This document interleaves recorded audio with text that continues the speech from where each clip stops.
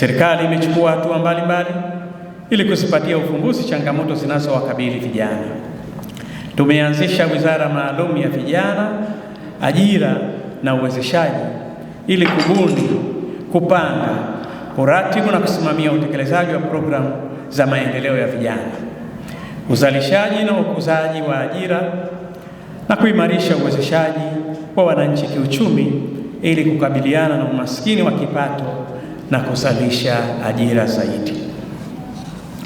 Aidha, serikali kupitia wizara hii ya vijana, ajira na uwezeshaji ipo katika hatua za mwisho za maandalizi ya mpango mkakati wa kitaifa wa uzalishaji wa ajira Zanzibar, mpango ambao unajumuisha sekta ya umma na binafsi ili kutoa mchango wao katika uzalishaji wa ajira ndani na nje ya nchi yetu. Upande wa ushiriki na ushirikishwaji wa vijana, serikali inaendelea na jitihada za kuwajengea uwezo vijana kupitia Baraza la Vijana Zanzibar, asasi za kiraia, serikali za wanafunzi, vikundi vya kiuchumi, vyama vya michezo na taasisi nyingine za kitaifa, kikanda na kimataifa zinazofanya kazi na vijana. Serikali na vyama vya siasa vinaendelea kuwashirikisha vijana katika nafasi mbalimbali za uongozi.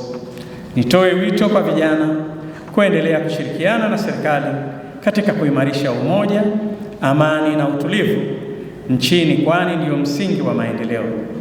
Ni dhahiri kuwa maisha yenu ya sasa na baadaye yanategemea uwepo wa amani, utulivu na usalama wa nchi yetu. Nawahakikishia kwamba serikali itaendelea kujenga mazingira wezeshi kwa maendeleo ya vijana pamoja na kuzipatia ufumbuzi hatua kwa hatua changamoto zinazowakabili vijana hapa nchini kwetu. Mataifa mbalimbali duniani yalianza kuadhimisha maadhimisho haya ya siku ya vijana kimataifa mwaka 2000, na kwa upande wetu Zanzibar tulianza mwaka 2004.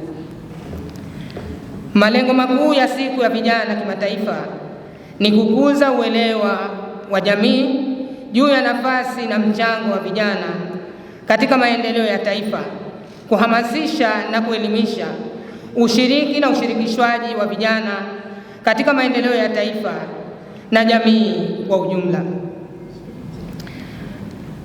Azma hii ni kuleta hamasa, lakini pia kuelimisha vijana kujua wajibu wao.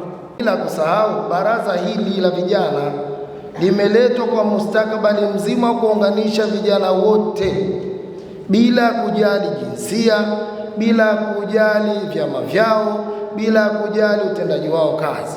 Na ndio maana tukatoka na kauli moja, tunasema mazingira tofauti, dhana moja kwa taifa. Sisi vijana tunakuahidi na tunaomba tupelekee salamu zetu hizi kwa Mheshimiwa Rais wa Zanzibar na Mwenyekiti wa Baraza la Mapinduzi Dr. Hussein Ali Mwinyi. Tutahakikisha kwa nguvu zetu zote kulinda amani ya nchi yetu, lakini pili, tutahakikisha kulinda miundo mbinu yote ambayo viongozi wetu mnatuletea ndani ya nchi hii. Tunakuahidi, na mimi kama kiongozi nitakuwa mstari wa mbele kulitimiza hilo.